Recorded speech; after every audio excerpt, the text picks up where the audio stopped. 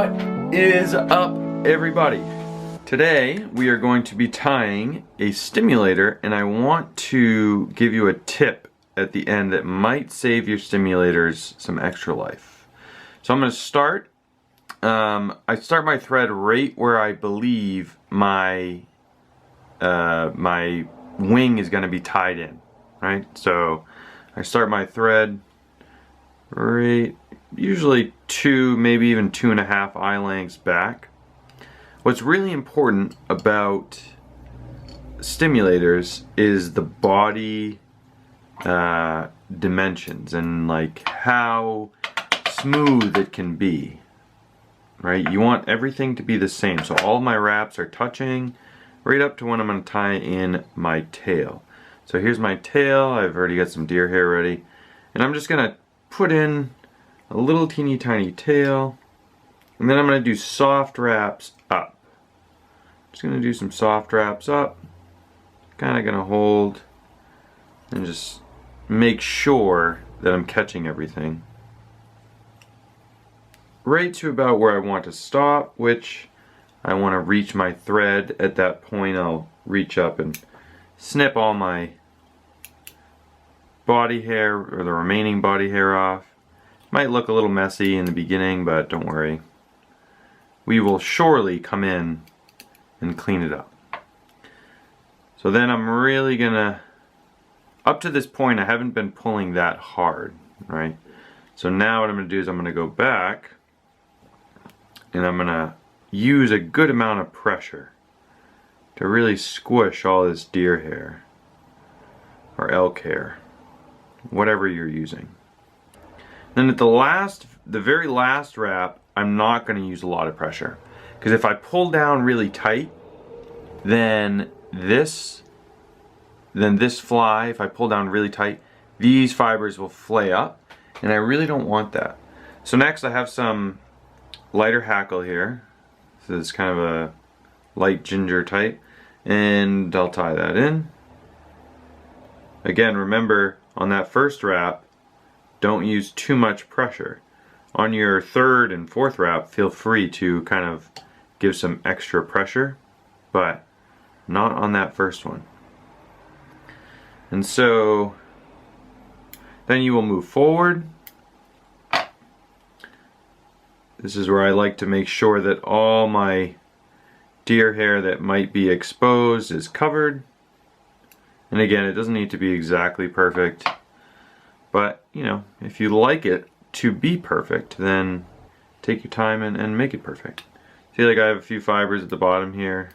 It kind of annoys me, but they're about to disappear in 1 second. So take your hackle and start wrapping. I like to do 6-ish wraps. Kind of try to evenly space them out. 3, 4, 5, and then I'll wrap a 6th one and catch it. Oop, hit the camera there. 2 behind, 1 forward, I pull down, and then I will clip. And then I'm going to angle my scissors, and I'm going to come in and cut the fibers on top, just like so. This will allow my hair to sit a little better, but I want these back fibers to still be nice and tall. Alright. So before we get to the wing, I'm going to tie in some gold. Doesn't that look nice? Isn't that pretty? I am going to tie in some gold fibers. These are whatever, just a synthetic. I just fold and pull back. There we go. And give them a trim. I like them to be shorter than what my wing is going to be, so I like to kind of go right to like the mid tail. These will lay down once the wing is put in place. Alright, I've got my wing now. You don't want to take too many fibers, because if you take too many fibers, it'll be really hard to make the head. So what I do is I try to line up the back end here.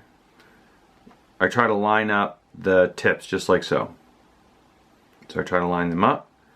That looks about right. Catch it with my left. Come in and I'm going to do 1, 2, 3, and then I'm going to cinch down, and that will give me this nice big puffy wing. If you don't want that big puffy wing, then you shouldn't cinch down. Alright, so then what I'm going to do is just hold everything together, and I'm going to come out front one time just to lock it in, and then I'll start trimming my head down so that I can tie it in. You want all the fibers to be before the eye of the hook, so trim all the fibers down so that they are before the eye of the hook. This is actually quite a bushy head here. So this is kind of the profile that we are looking for now, where we have this nice big wing here. It'll kind of, you know, over time it'll nice and stay sort of puffy like this, so it will float nice and high. So now you're just going to come in and start catching these fibers with your thread. Alright, because we want it to be a nice and pretty looking head. So you can see it's starting to take shape there. Obviously it's not ideal. At this point, I'm going to go ahead and tie in my hackle for the head. So this is where the secret comes in. Most people will cover the head up with some type of dubbing. So I'm just going to tie in my hackle on the side. Most people will come in with some sort of dubbing, and they will do that on the head because it is supposed to help with the hackle. Alright, it's supposed to help with the hackle, stay in position. However, they break though. Quite frequently they break, and I get complaints all the time like, oh, this one broke after 2 fish or whatever, and it's like, well, that's kind of the way it goes. So I wanted to come up with a way to fix that, and so I have, and I will show you in 1 second. What I like to do is take super glue